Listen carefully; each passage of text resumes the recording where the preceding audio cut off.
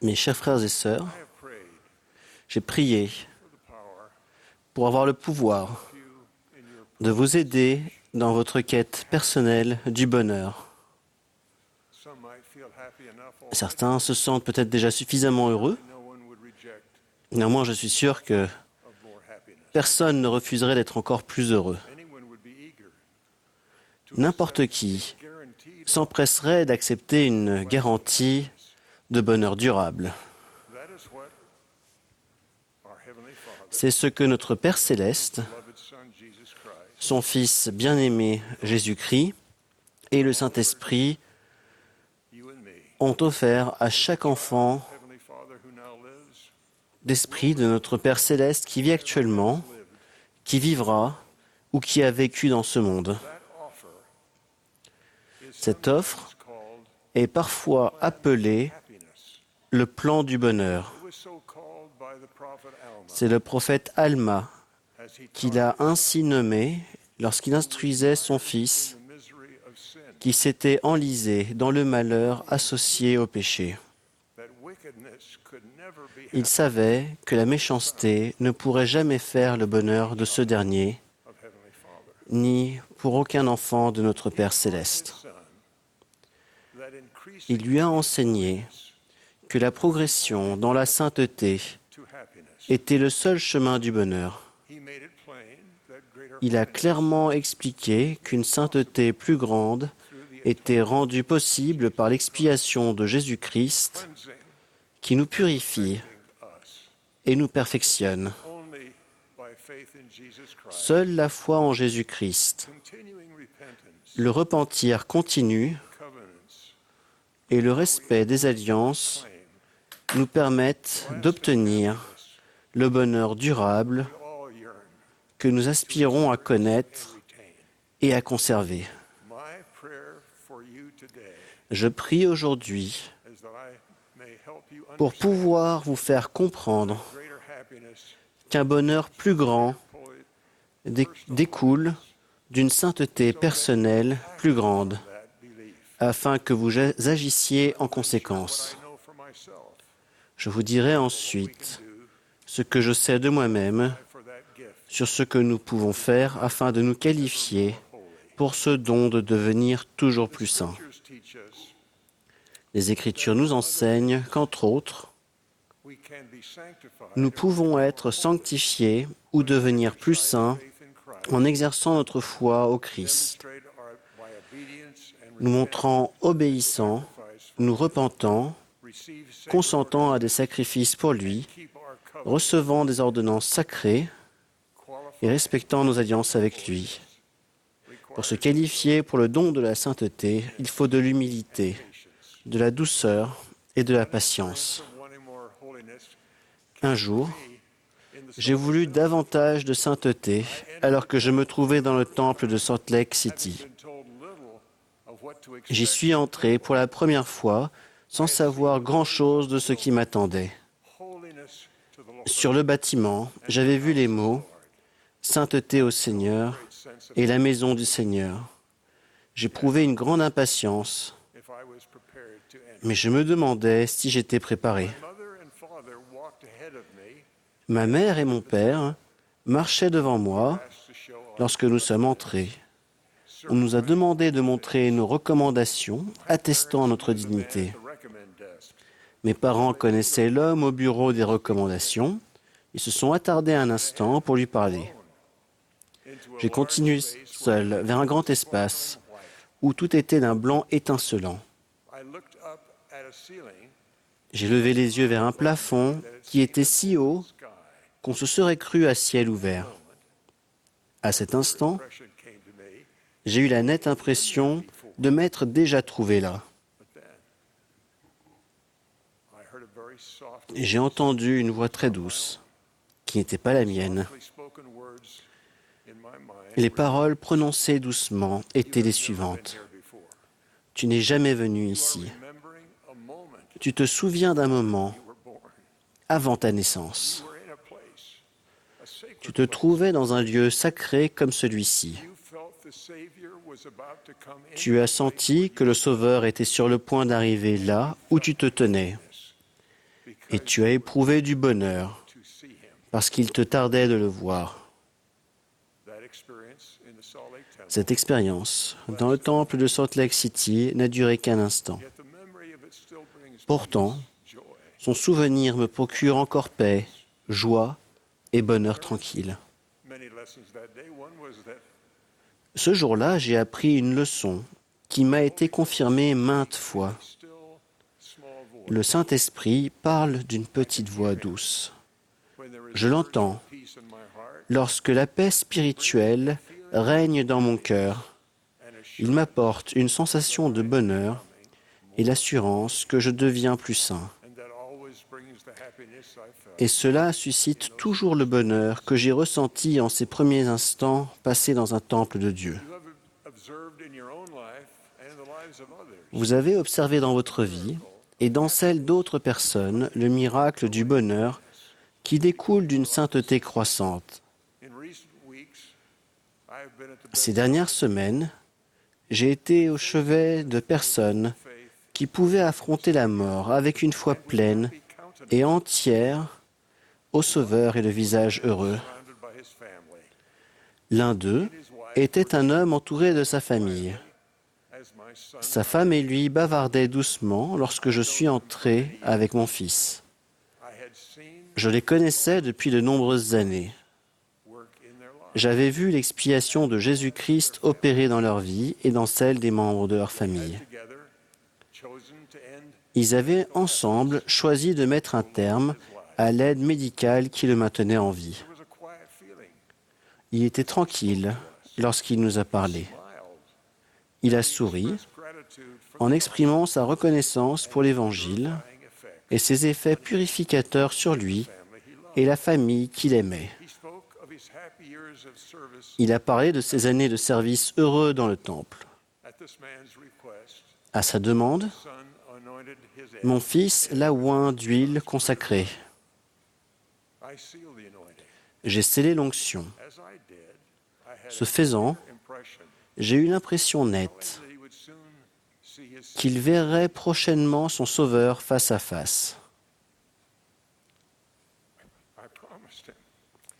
Je lui ai promis qu'il ressentirait le bonheur, l'amour et l'approbation de celui-ci. Il a souri chaleureusement lorsque nous sommes partis. Il m'a adressé ces dernières paroles. Mes amitiés à Cathy. Au fil de nombreuses années, ma femme, Kathleen, a encouragé des générations de sa famille à accepter l'invitation du Sauveur à aller à lui, contracter et respecter les alliances sacrées et se qualifier ainsi pour recevoir le bonheur qui en découle. Il est décédé quelques heures plus tard. Quelques semaines à peine après son décès, sa veuve nous a apporté un cadeau, à ma femme et moi. Elle souriait pendant que nous parlions.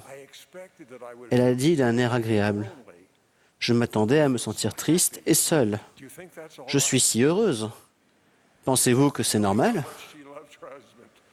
Sachant combien elle aimait son mari et combien tous les deux avaient appris à connaître, aimer et servir le Seigneur, je lui ai dit que son bonheur était le don promis parce qu'elle avait été, grâce à son service fidèle, rendue plus sainte. Sa sainteté l'avait qualifiée pour ce bonheur. Certains qui écoutent aujourd'hui se demandent peut-être « Pourquoi est-ce que je ne ressens pas la paix et le bonheur promis aux fidèles ?» J'ai été fidèle pendant une adversité terrible, mais je ne me sens pas heureux. Même Joseph Smith, le prophète, a affronté cette épreuve. Il a prié pour être secouru lorsqu'il était incarcéré dans la prison de Liberty, au Missouri. Il avait été fidèle au Seigneur. Il avait progressé en sainteté. Néanmoins, il sentait que le bonheur lui était refusé. Le Seigneur lui a enseigné la leçon de la patience dont nous avons tous besoin à un moment ou à un autre, et parfois pendant de longues périodes de temps dans notre épreuve de la condition mortelle. Voici le message du Seigneur à son prophète fidèle et tourmenté.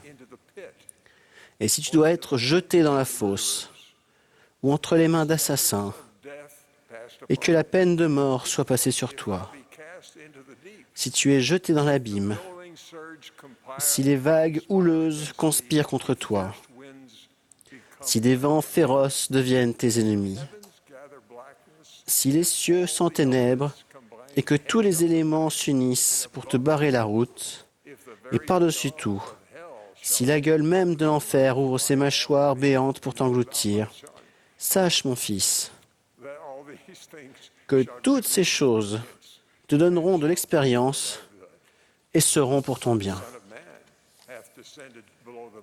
Le Fils de l'homme est descendu plus bas que tout cela. Es-tu plus grand que lui? Maintiens-toi donc sur ta route, et la prêtrise restera avec toi, car leurs limites sont fixées. Ils ne peuvent pas passer. Tes jours sont connus, et tes années ne seront pas diminuées. C'est pourquoi ne crains pas ce que l'homme peut faire, car Dieu sera avec toi pour toujours et à jamais. C'est la même leçon, le même enseignement que le Seigneur a donné à Job, qui a payé cher pour permettre à l'expiation de le sanctifier. D'après la façon dont il nous est présenté, nous savons que Job était saint. Il y avait dans le pays d'Uth un homme qui s'appelait Job. Et cet homme était intègre et droit.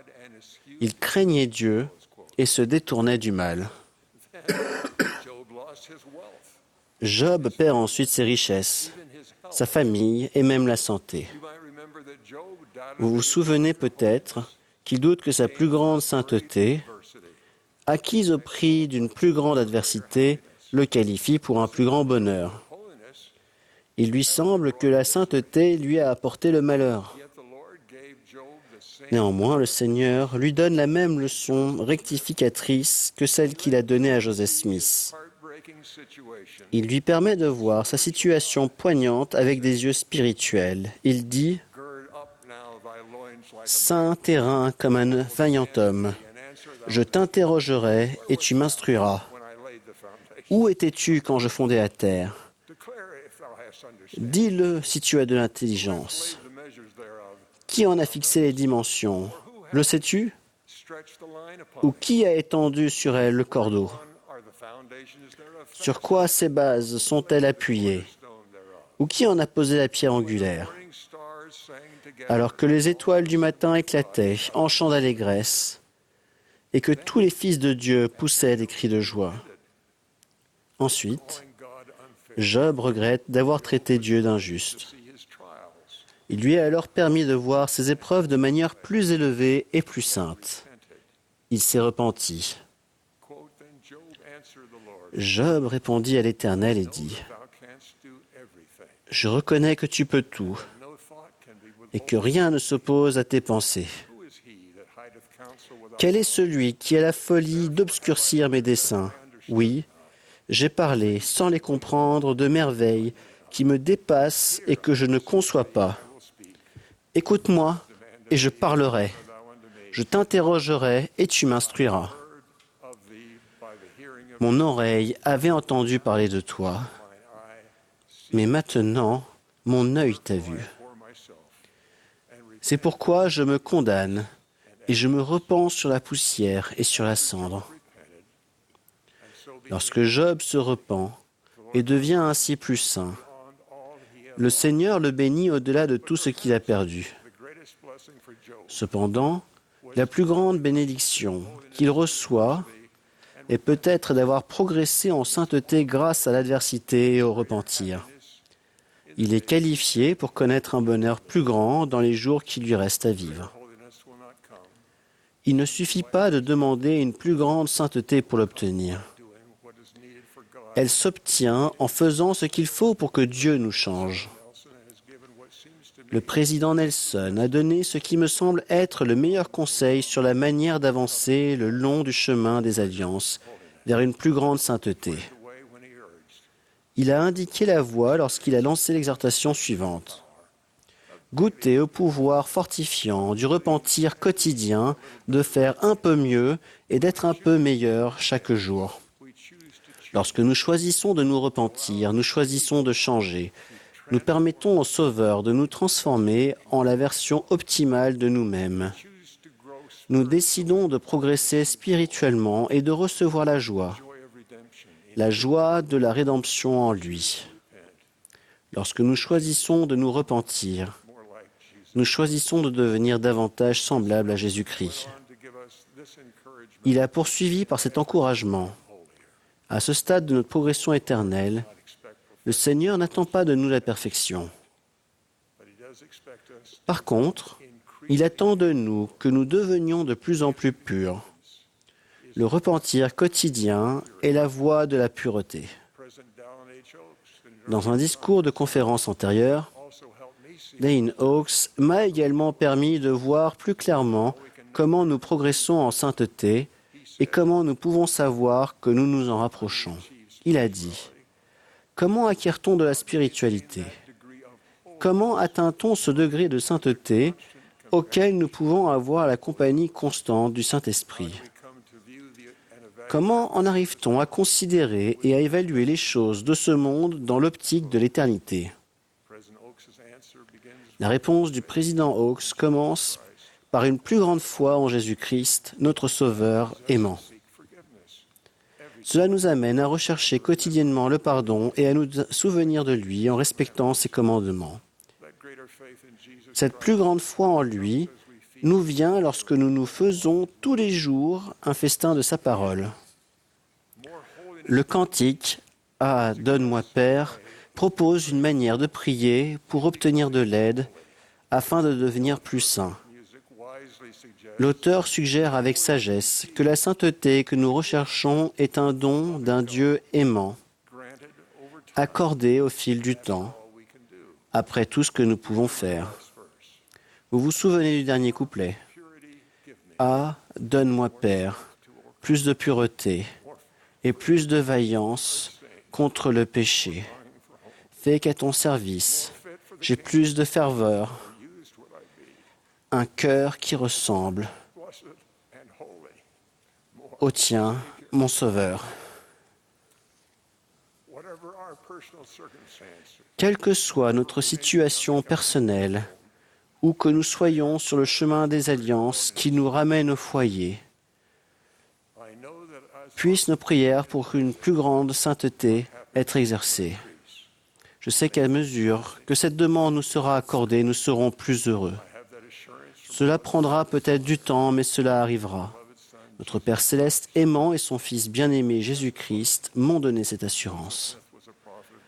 Je témoigne que Joseph Smith était un prophète de Dieu, que le président Nelson est notre prophète actuel. Dieu le Père vit et nous aime. Il veut que nous revenions auprès de lui avec notre famille. Notre Sauveur aimant nous invite à le suivre dans notre voyage jusque-là. Ils ont préparé la voie. Au nom sacré de Jésus-Christ. Amen.